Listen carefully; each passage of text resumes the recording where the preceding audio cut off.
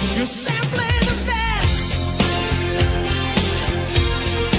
Better than all the rest. Hello, welcome back to the channel. It's JPA here. A very happy JPA, I must add as well.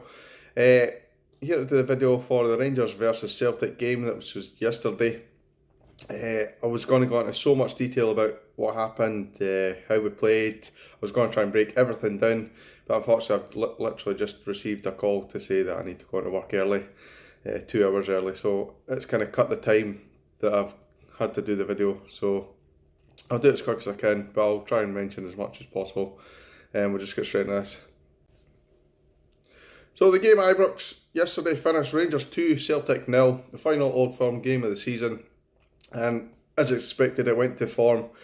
The teams at home usually wins these type of games, or that's been the case so far this season. Rangers were absolutely dominant in this game. Normally I try and be a little bit unbiased and go, well, yeah, Celtic played well and blah blah blah. Celtic really didn't play well at all. I'm hoping that's the Lennon effect. And the only thing I can say about this game is I'm hoping that wasn't a bad thing, but by us winning. And what I mean by that is, I hope Celtic board didn't realise that Lennon's the wrong man for the job and bring somebody else in. I'd be absolutely delighted if Lennon got the job, if I'm honest, if that's the way Celtic are going to put on a display at Ibrox.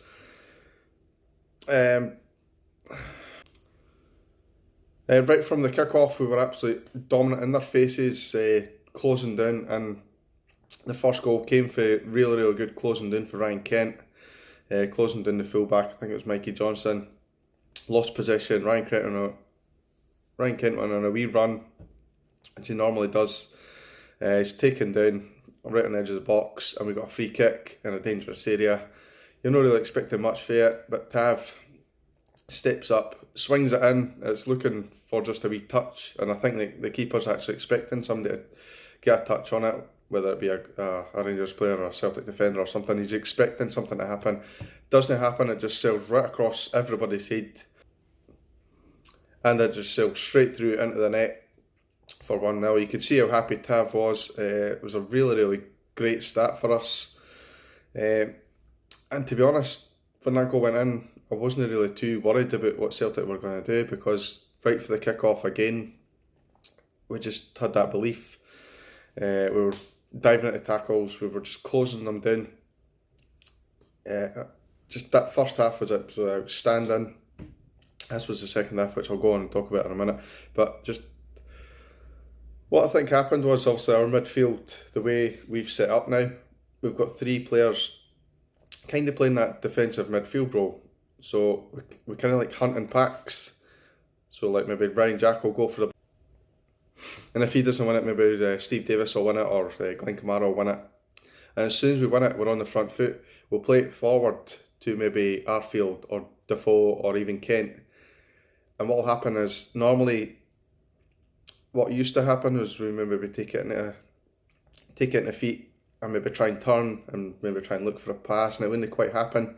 What we're doing now is we're doing really quick passing, 2 feet, straight back again to the player who's won the ball, and the other player who's received the ball makes a little run, and so does the other 2 kind of attackers in that situation. What that does was allow the person who receives the ball, whether it be Davis, Glenn Kamara or Ryan Jack, allows them to drive forward into the space, and the defenders really don't know who to mark, because there's 3 players running on each side, and you've got the player obviously in the middle.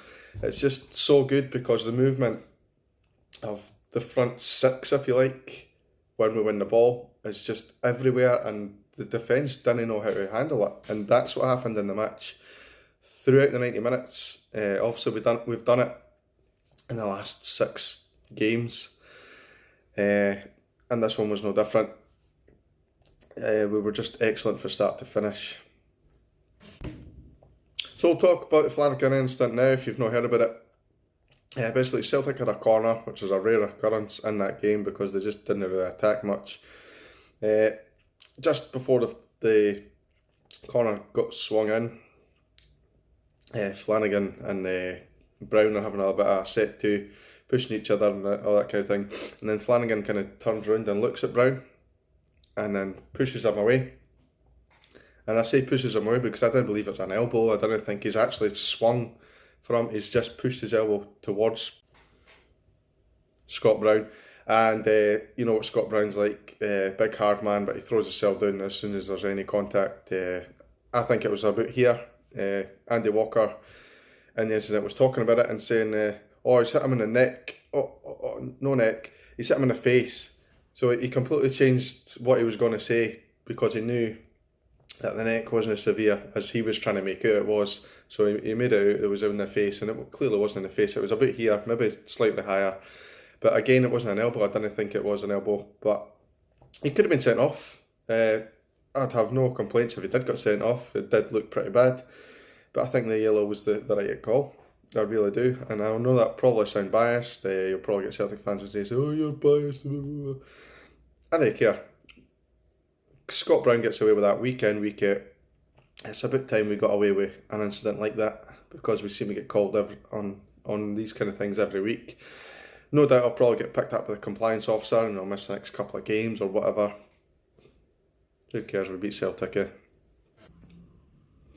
So as I say, Rangers dominated this game and they were very, very tidy in possession. But what impressed me more, probably, is the way we reacted without the ball. As I say, we kind of hunted in packs, especially that midfield three of Davis, Jack and Kamara. They were just everywhere, and every time like McGregor or Brown or something got the ball, three of them were straight onto them winning the ball. And if one didn't win it, as I said, the other one would win it. Arfield was coming back and helping. Kent was tracking back and helping as well. Even Jermaine Defoe was tracking back and helping and winning balls in the air and stuff, which isn't his game, but he'd done it, he got stuck in, had a couple of chances, was unlucky not to score. So it came in the second half, and normally, well, firm games, like if we were winning, the next 15 minutes of the second half is vital, and I felt that we would have to, that's what I was thinking at half time anyway, I felt we'd have to ride out the kind of the first 15 minutes and maybe 60 minutes onwards, try and push for a second goal, but that wave of attack that I was expecting for Celtic, it just didn't happen. It was all us again. We were just dominant again, winning every ball, didn't get Celtic any space, and we didn't have to wait too long for that second goal. 63 minutes on the clock. Glenn Kamara received the ball pretty close in. Brown was next to him, and the next minute Glenn Kamara did a simple little turn and he was away from him. Scott Brown just couldn't handle. Kamara played a perfectly weighted pass through to Defoe. Defoe let it run through his legs very cleverly. Defenders couldn't read it. Arfield was onto it, and despite the fact that the two defenders eventually got back, Arfield got a touch and it was in the net. Really, really good finish, good play, great play for Defoe. Glenn Kamara was just outstanding throughout the match, and Arfield just never gave up on it. I'm not going to lie, when that goal went in, I actually hurt my chest because I screamed that loud. It was just such a relief to get that goal because despite the fact we were on top, you kind of know Celtic are always going to get a chance. And more often than not, they take it against Rangers. That chance didn't come until the 83rd minute or something, 84th minute, which was their first shot on target. Ryan Kent actually had the ball on our left wing, tried to play a pass inside to, I think it was Morelos. Got cut out, unlucky, and the Celtic were on the break. Edward, for the first time in the match, managed to get in behind us, played a ball right across the face of goal to Burke, and Burke had a simple tap in. All he had to do was either control it or just hit it first time into the corner of the net. He's kind of scuffed it. I really don't know what he was thinking. Kind of shat it in my eyes. And Foderingham managed to get down and make the save. Pushed out to the side, which all good goalkeepers do. Cross came back in and it got headed away for Goldson, who was actually solid all day. So in terms of man of the match, this was probably the hardest one for me. If I could, I'd pick the 11 players that started the game, and even include the 3 subs that came on as well. We were just absolutely outstanding from start to finish. I'm torn between Ryan Kent, Scott Arfield and Stephen Davis, but you could also have Jack, you could have Kamara, who had a fantastic game. Golds and Katic were solid. Tav had probably one of his best games that I've seen him in a really good while. Even defensively he was solid. I know, as I say, that one opportunity that Celtic got. That was the only time he was kind of out of position, but you can't blame him. We were on the attack at the time. Flanagan was solid. Probably lucky to stay in the park if I'm honest, but just every single player. Defoe was brilliant even before he went off. There was actually a wee chance that I forgot to mention. But again, Ryan Kent running at hard defence, plays in Defoe. It's a little bit wide, takes a shot anyway. Keeper makes a decent save, and it comes back to Defoe. He chips it back in. For Arfield, actually hits the top of the bar. At the time it comes down, Celtic have managed to organise themselves and get back. And the time it came down, Arfield tries to turn and shoot, and it's blocked, but I think it was Siminovic. So that was a good chance. Morelos didn't really get a real opportunity. Had a couple of touches here and there, but he didn't really do much.